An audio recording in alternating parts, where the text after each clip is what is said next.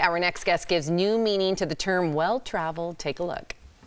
If you think you've traveled a lot, chances are Torbjorn Thor Pedersen has you beat. I was born in Denmark in '78. I've just always had a keen interest in travel. And Europe is small, and if you want to go skiing, you can't really do it in Denmark. Then you travel through Germany, you go to Austria, you go to Italy, you go to Switzerland. Several tours in the military and a job in logistics sent Thor to many new places. I worked a year in Bangladesh, I worked in Kazakhstan and Azerbaijan, I worked in the Arctic Circle, I worked in Greenland, I worked in Florida, worked in a number of European countries. But 10 years ago, he embarked on an incredible journey to visit every country in the world without flying. Well, it all began with an email from my father back in January 2013. And I read about people who had gone to every country in the world. And I wasn't even aware you could do such a thing. I discovered that no one had done it completely without flying. And for me, that was pretty big.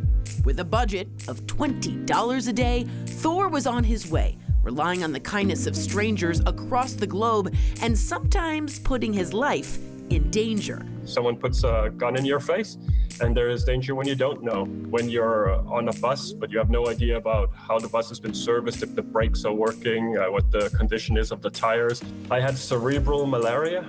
So that's a parasite that goes in your body and it goes to your brain. And that could have been the end of me within a couple of days without treatment. Now he's back home in Copenhagen, safe and sound, until the next challenge comes his way. Unbelievable. Please welcome to the show, Thor Pedersen. Yes, Thor. Hi there. Unbelievable, Thor. Now, I have to ask you this. Did you do anything mentally to prepare you for certain spots, knowing I'm not going to be able to fly to them? Did you get yourself in a mode? Yes, I did that exactly, and then I was ready.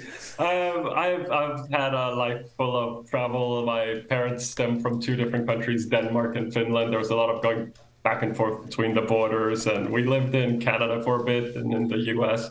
So I grew up sort of across different, intercontinentally, I guess you'd say, and then eventually I grew up to have an interest in the world, and I would travel whenever I could. I got a job within shipping and logistics, and I worked in various countries around the world, Bangladesh and Libya, Kazakhstan, in the Arctic Circle, and so on. So all of that sort of built up to be a sense of preparation to all of this. I served in the military for 3 years and on a mission abroad as well. And so, yeah, I've always been interested in cultures and the world and people and what's around the corner. In terms of this project, I knew I couldn't start with the Pacific because there's too much distance between the islands and I wouldn't be able to make it without a lot of help and support. So I knew I had to build myself up to that. And so I kind of built the route in some other way, yeah. Yeah, Thor, I'm super jealous. I'm sure you have thousands of stories I'd love to hear. But one of them, you arrived in Hong Kong right before the pandemic, and you ended up staying there for 2 years. Obviously, you weren't prepared to stay somewhere this long. What did you do?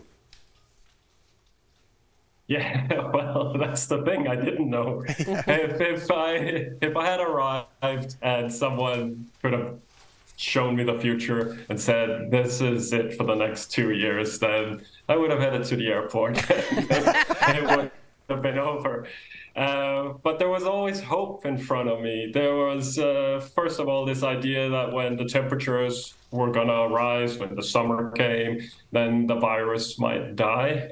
Because Hong Kong saw that 20 years before with SARS. When the temperatures rose, SARS kind of magically disappeared. But that obviously didn't happen. So then it started spreading around the world, and people started talking about that the world would have to live with it, and we would find a way, and the world would open up, and I was hoping for that. Then, of course, all the vaccine talks, and then all of us, we thought, okay, when we have the vaccines, then everyone will want the vaccines, and then we'll be over and out of this. But that didn't exactly happen that way either. It was second vaccine, third vaccine, and yeah, then my wife was able to come out and visit me, so we had some quality time together in Hong Kong.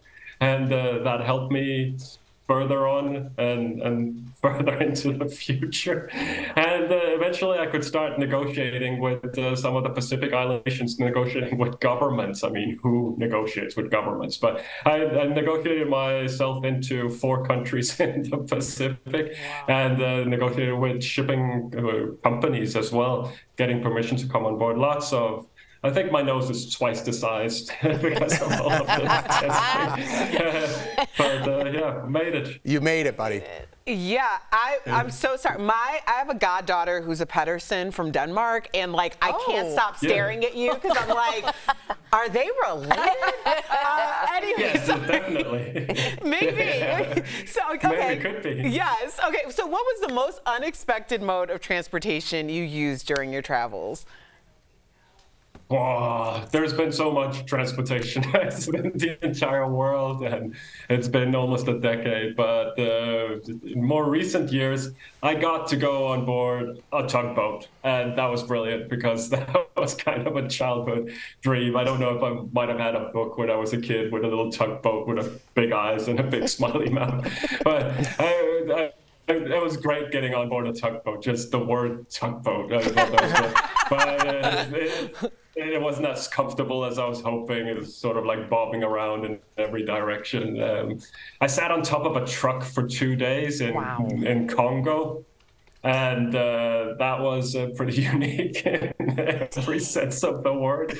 I remember being on the back of a motorcycle down some red dirt road in some country in West Africa. It was slightly raining, and we were going really fast. And I was worried about the 2 wheels and the speed.